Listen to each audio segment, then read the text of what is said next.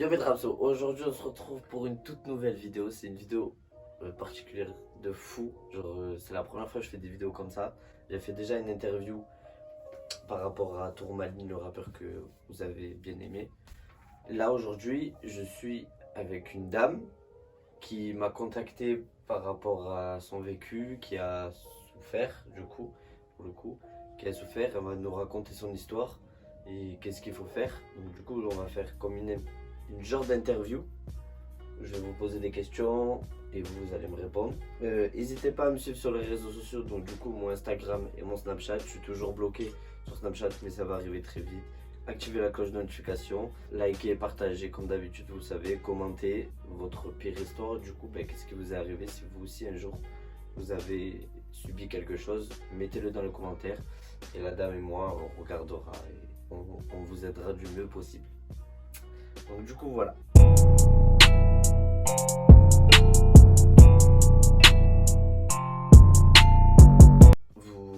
Vous m'avez contacté, entre guillemets, par rapport à la vidéo. Oui, en fait, vous avez fait une vidéo sur TikTok C'est ça. et avec une petite fille et j'ai été très touchée par cette vidéo. Et cela fait des années que j'ai envie de faire un témoignage sur ce qui m'est arrivé. Et je n'avais pas le courage et je trouve qu'aujourd'hui, il y a une femme qui meurt par jour, tous les jours. Et des enfants qui sont tabassés tous les jours aussi. Donc j'ai envie de témoigner, voilà, ça m'a donné envie de témoigner de mon vécu. Ouais, vous avez raison de faire ce genre de choses. Et nous, en tant que youtubeurs et influenceurs, on est là aussi pour donner un petit peu cette force-là et de vous aider le mieux possible. Du coup, la première question, donc du coup j'ai noté des questions qui m'intéressaient pour moi et pour vous, pour que ma communauté et la vôtre, du coup votre entourage, savent à peu près votre vie. Et donc du coup voilà. Donc racontez-nous votre histoire et pourquoi vous choisissez de témoigner aujourd'hui, tout simplement. Alors déjà, je m'appelle Annie, je me présente, j'ai 60 ans aujourd'hui. Et Aujourd'hui? oui, aujourd'hui. Ah, mais bon anniversaire du coup. Merci beaucoup. Souhaitez-lui bon anniversaire dans les commentaires. Et donc, comme je vous ai dit tout à l'heure, si on peut se tutoyer, ça serait pas mal sûr. parce que 60 ans, vous avez peut-être l'âge de mes enfants. Donc, comme je vous ai dit, je tiens à témoigner parce que si ça peut aider d'autres personnes qui subissent et qui ont subi les mêmes choses que moi. Donc voilà, je vais vous raconter mon histoire. Donc j'ai vécu, suite à un divorce, je me suis remariée avec un pervers narcissique. Un pervers narcissique? Oui, d'accord. Tout à fait. Je suis restée une dizaine d'années avec cette personne, mais nous étions dans la même maison, mais nous ne vivions pas ensemble, nous n'étions plus ensemble. Chacun de son côté. Voilà, alors pourquoi? Parce que beaucoup de personnes vont me demander pourquoi. Tout simplement parce que cette personne, à chaque fois que j'ai demandé le divorce, elle a fait des tentatives de suicide, après elle a eu une leucémie, soi-disant, après... Leucémie, c'est une maladie, hein, c'est ça? Voilà, c'est une maladie, c'est un cancer. Donc il a inventé tout un tas de prétextes pour pas que je divorce. À cette époque-là, il faut savoir que j'ai déménagé. Non plus, je n'avais aucune famille, aucun ami encore sur place. Donc je n'avais que lui en référence. Donc ça a commencé par des insultes tous les jours. Ensuite, quand il y avait des amis, il était tout à fait charmant. Ensuite, quand les amis partaient, ils me trouvaient des défauts de la soirée. Non, ils me trouvaient des défauts. Tu n'as pas été comme ci, tu n'as pas été comme ça. Et à partir de là, si je me défendais, je prenais une claque. Alors, ils tapaient toujours dans les endroits où ça ne se voyait pas. Ils étaient très malins parce qu'ils me disaient toujours de toute façon, tu ne pourras jamais porter plainte parce que tu n'auras jamais de marque. Du coup, je n'ai jamais porté plainte dans cette période-là. Et ça a duré 10 ans, malgré que l'on vivait ensemble dans la même maison. Les insultes, les menaces, la violence physique, ça a duré... Et verbale aussi? Verbale, ça a duré 10 ans. Avec mes enfants. Ah, vous avez des enfants? Tout à fait. Donc il n'était pas violent physiquement avec les enfants, mais par contre il était violent psychologiquement. Ok, d'accord. Donc il les rabaissait sans cesse. Donc, mais pas devant moi, toujours lorsque je n'étais pas là. Les enfants ne me le disaient pas parce qu'ils avaient peur, justement. Ils savaient déjà que je souffrais pas mal, donc du coup, ils se taisaient, ils ne disaient rien. Ah oui, d'accord. Ils disaient rien, ils supportaient. On supportait tous, hein, de toute façon. Ils ne travaillaient pas Non, ils travaillaient pas, ils faisaient que boire toute la journée. Boire de l'alcool? De l'alcool. Lorsqu'il travaillait, le boulot s'est terminé au bout d'une semaine. D'accord. Il avait des maîtresses également, mais ça, j'en avais rien à faire parce que de toute façon, c'était plus la personne avec qui j'étais. Oui, donc, bien sûr.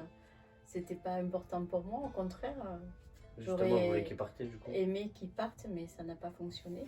Comment on se reconstruit après avoir vécu ce genre de situation? Et donc, j'ai vu un thérapeute qui, lui, m'a pris en thérapie pendant 4 ans, m'a appris des choses sur moi-même. C'est grâce à cette thérapie que je m'en suis sortie aussi, cette volonté aussi de m'en sortir. La volonté de donner un meilleur avenir à mes enfants, parce que du coup, je les ai élevés seuls. Et Vous en avez 2, c'est ça? Oui, j'ai 2 enfants, d'accord. et aujourd'hui majeurs. Hein. Et je leur ai tout donné. Toute ma vie n'a été que pour eux. Parce que... C'est vos enfants. Oui, et puis je me sentais toujours cette culpabilité par rapport à cette vie que je leur avais infligée avec cette personne. D'accord. À l'heure d'aujourd'hui, vous avez plus du coup aucune nouvelle de cet homme-là, de votre ex-mari. Et ça fait combien d'années que vous voyez plus ou que... Donc je me suis reconstruite. En fait, ce qui s'est passé, c'est que j'ai un fils qui a eu un grave accident. Et lorsqu'il est sorti de l'hôpital, après quelques mois, cet ex a voulu le frapper. D'accord. En fait, il s'en est pris à moi.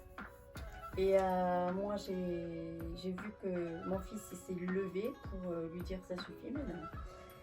Et du coup, comme il s'est interposé, moi, je me suis mise au milieu. Et là, il m'a donné un gros coup de poing, il m'a cassé la mâchoire et il m'a éclaté le tympan. Ça faisait que la 3e fois qu'il me l'éclatait. Hein. D'une oreille, oui, j'en entends presque plus. Et donc, et là, j'ai dit aux enfants, j'ai dit maintenant ça suffit, mettez-vous les chaussures, on va à la gendarmerie, on va porter plainte. Donc du coup, j'avais honte. Et là, ce jour-là, je n'ai plus honte. J'ai dit, mettez vos chaussures, on va aller porter plainte. Et c'est ce que j'ai fait. On est parti porter plainte. Et donc, à partir de là, la gendarmerie est allée le chercher. Et à partir de là, il a quitté le domicile conjugal. Et bien sûr, j'ai eu des menaces de mort par les voisins. Ah, de mort? De mort, par le voisin. Il m'a tenue avec un couteau à la gorge. J'ai eu des menaces par lui-même, mais j'ai eu peur, très peur, parce qu'on a toujours peur, mais à aucun moment je ne suis revenue sur ma décision. C'était terminé. Pourquoi raconter cette histoire aujourd'hui et pas avant? Avant, comme je vous ai dit, j'étais pas prête à raconter cette histoire parce que j'avais encore des séquelles, j'arrivais pas à en parler. Parce que là, lors d'aujourd'hui, ça fait plus de 10 ans. Ça fait plus de 10 ans, oui. Parce qu'il m'a fallu peut-être 10 ans pour me construire. Oui, non mais ça oui. Pour arriver à aussi en discuter aujourd'hui sans pleurer, ce qui n'était pas le cas avant. Et donc, du coup... je fais cette interview parce que je vous suis dans vos réseaux aussi. Hein.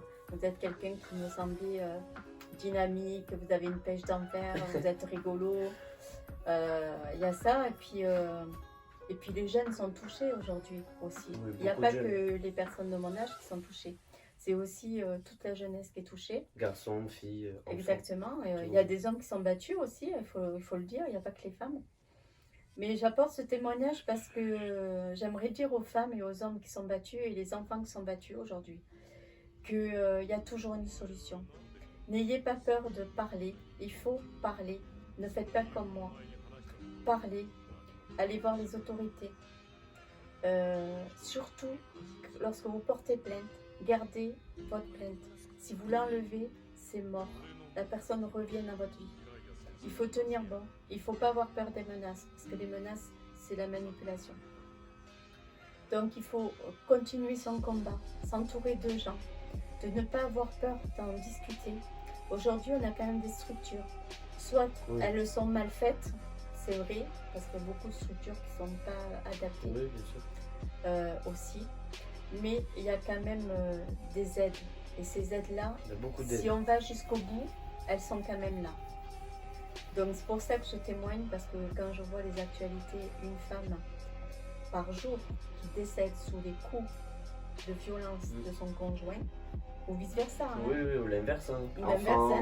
Enfant adulte, dans tous les cas, c'est la même chose. Tous les enfants qui sont violés actuellement, ça reste des êtres humains. Ça reste aussi des êtres humains.